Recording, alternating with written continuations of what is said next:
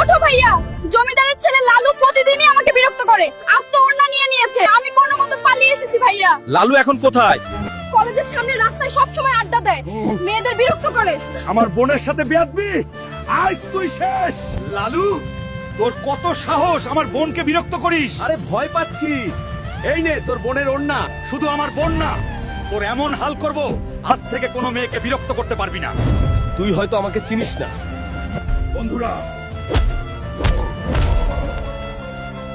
আমাকে সাবস্ক্রাইব করে শক্তি দাও, তারপর দেখো ওদের কি করি।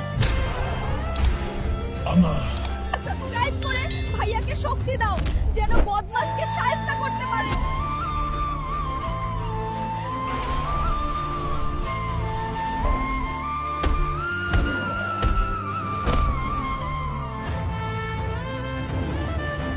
জমিদার, তোর ছেলেকে বড় করেছিস কিন্তু মানুষ করতে পারিসনি।